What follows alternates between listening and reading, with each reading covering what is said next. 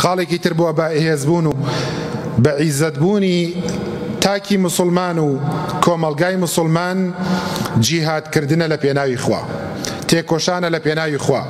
وجاهدهم به جیهادا کەبیرا، جیهادی گەورە بکەن بەرامبەر بە کافران، بەرامبەر بە منافقان. ئێستا ئەمڕۆ لە ساحەکە جیهادێک نییە مسلمانان ئیمامێکیانە بێ و پێشیان بکەوێت. ئەوەی لە غەزە و لە فەلەستینا هەیە بۆ ئەهلی خۆیان جیهادە، بۆ خۆیان خوای پەروەردگار دامەزراویان کات، خوای پەروەردگار پلەی شەهادەتیان پێ بەخشێ. بەڵام ئێمەی مسلمان لەیرەوە مکەلەف نین بڕۆین بۆ ئەوێ. هەر ڕۆژێک لە ڕۆژان ئەهلی ئیسلام دروست بوو و عاقیبەتیش بۆم ئیسلامەیە دروست بوو، پێویستە هەر کەسێک لە ئێمە مجاهیدێک بێ بەرامبەر بە دینی خوای پەروەردگار، بوەسێت ڕاوەستاو بێت، ڕانەکا لە ساحەی مەیدانە. ئێستا دەعوای بەرزی نەبێت و دوای ڕابکات. خوای گەورە فەرمێ ڕامەکەن لە ساحەی مەیدانی جیهادا تاوانێکی گەورەیە. بەڵام ئەمڕۆ ئەتوانیت بە فەیسبووکەکەت جیهاد بکەیت. چۆن؟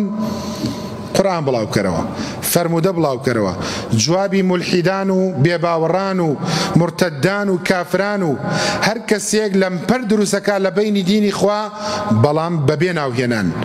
ئێمە پێویستە گەنجەکانمان ڕابێنین لەوەی دژایەتی فکرە بکەن، نەک دژایەتی ناو. ئەحمە و مەحموو لە لای ئێمە گرنگ نییە، گرنگ ئەوەی هەر کەسێک لە بەرامبەر ئیسلام ئاوەستا بێئەدەبی کرد، تۆ بە نصوص و بەدەقەکانی قورآن و فەرموودە جوابی بدەرەوە. چەلەحانیان لەگەڵا مەکە، لەگەڵ ئەوەی کەوا خەڵکانێکی تر دروست بوون بە ناوی ڕەوتەکانەوە کە بە حسابی خۆیان بە ئەهلی سونە و جەماعە لە قەڵەمەدەن، بەڵام ئەوانە سەرەتانی ئومەتن.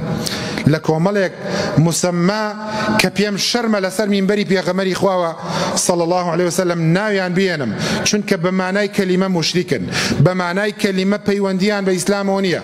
بەڵام حیف و مەخابن لە کۆمەلگا ئەوان دەرەکەون کەوان ئەوان ئەهلی ئیسلام بن، ئەهلی ئیسلام ئەوان بن.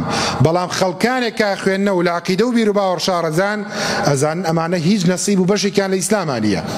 بەڵام بەداخەوە واللهی ئەگەر تاک بە تاکی ئێمە خەریکی دینەکەمان بووینایە یەک تۆزێک، هیچ کەسێک نەیەتوانی فێڵمان لێ بکات. بۆ ئەمڕۆ هەر کەسێک لەوانەی کەوا عەمامە بەسەرن هەمویان ئینتیسابیان بەلای ئیسلامایە، بۆ ئەو کەسانەی کەوا گەنجن و لە ئافرەتان و لە پیاوان هەمویان ئینتیساب و خۆیانە دەنە پاڵ ئیسلام، گەنجەکانی ئێمە بەڕاستیەکەی ناخوێننەوە. ڕوبعێکی دنیاکەمان خەریکی دینەکەمان بووینە، ئێستا لە قیما بووین. حەد تەماشاشەکەیەوە ئیشی مەلایە و ئیشی مامۆسایە فڵانە و قسەشی تیاکات. چ کەسێک لە ئێمە هەیە لە دیکتۆریا قسەمان کردوێ، کەس قسە ناکات. کەس لە ئێمە ئامادە نییە بچێت کانولەیەک دابنێ ئەڵێن ڕەنگە کابرا لە بەردەستمانە بمرێت. دەبا خەریکی دینەکەمان بین، با سەرەکان و ڕەسەکان و ئەئیمە مودیلەکان و دەجالەکان بناسی. باوان نەزانین هەموو کەسێک کە مێزەری لەسەرا بوو ئیترەوە بانخوازە بۆ لای دینی خوا. هەنێکیانەیە بنکەنی ئیسلامەکەن، هەنێکیانەیە مەسلحەتیان لە ئیسلامایە، بە ئیسلامەوە پیاون. حەدیان چییە؟ ئەگەر ئیسلام نەبێ خەڵ ڕێزیان لێ بگرێ. بەڵام لە ڕۆژی قیامەتە بەرامبەر بە ڕەب العالەمین وەقیفوهم، بیان وەسێنن، ئەمانە مەسئولن.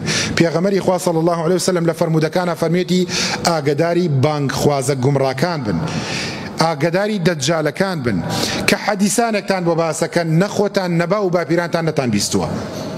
بۆیە هەر کەسێک خەڵکی دروست نەکرد، خەڵکی بە عیزەت نەکرد، خۆی جارێک بە عیزەت نەبوو، ناتوانێت خەڵک دروست بکات. با جیهاد و تێکۆشان بکەین لە پێناوی خوا، بە قەڵەمەکانمان بە نووسینەکانمان بخوێنەرەوە. دینی خوا شارەزا بە، هەتاکەی پرسیارکردن لە کۆمەڵێک جوزئیاتی دینە کە بەڕاستیەکەی پێویستە هەمومان ئاگامان لێ